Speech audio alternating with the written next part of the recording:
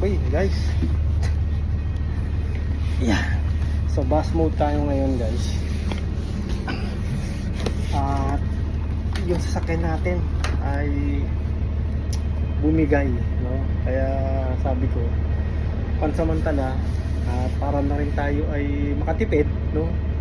Mag ano na lang muna tayo, mag bus, no? Kasi syempre mahirap naman kung magrenta pa ako or manghirap pa akong sakyan. So mahirap, no?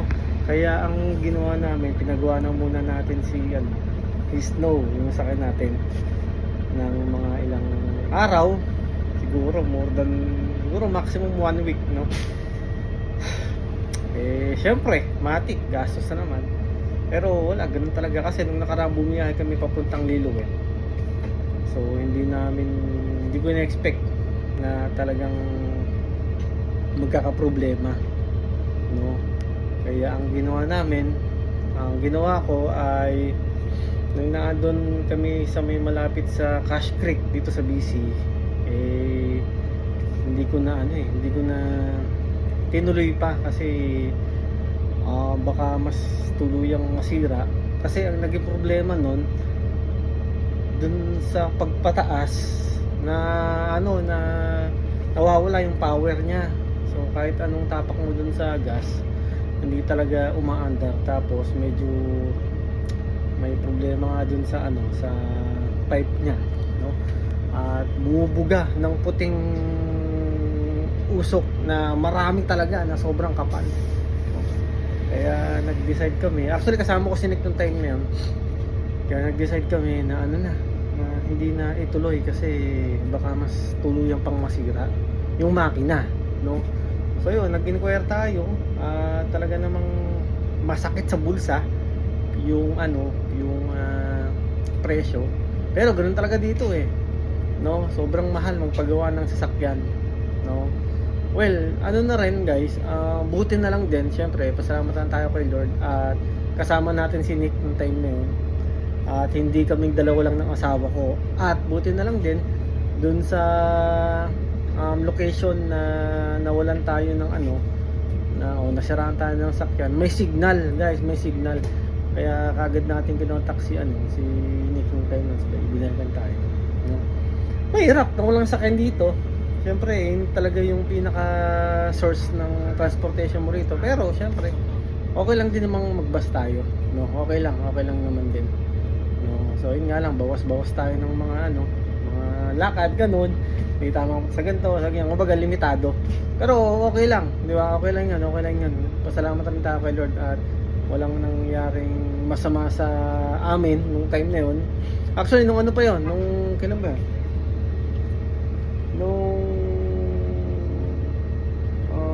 last week. So hindi lang tayo makapag-vlog ng kasi lutang pa ako, no? Hindi pa ako maka-move on dun sa nangyari sa akin natin kasi sobrang laking bagay ng sakay natin yan. So hopefully sana maayos na at hindi ganoon kalaki ang ating magastos kasi yun. Pero nabanggit na rin naman sa akin kung magkano. So kulang siya, minimum lang, minimum $2,000 ang pagpapagawa. Thank you. Okay guys, yun. So ito lang guys ang kinaganda ng lugar namin dito, no? Bakit kanyo? Kasi sobrang accessible yung mga transportasyon dito, lalo yung bus, no? So for example guys, ito, yan yung pinagbabaan ko, tapos yung pinagsakyan ko kanina, sobrang walking distance lang sa sa trabaho, no? Lapit lang, magkatapat lang yung terminal. Tapos pagbaba naman natin, eto dito na yun, malapit na sa bahay. Alala nyo yung library, tapos doon natin minowalk si Lilo doon. So napakadali, no? Napakadali lang.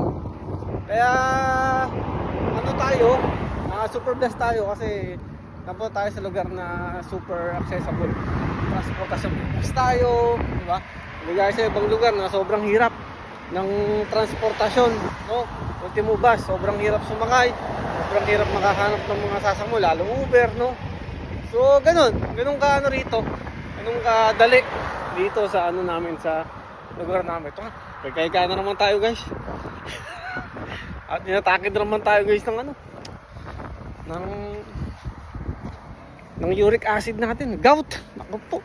At naparami na naman tayo ng kain ng nagbabawal na pagkain. No? Ay.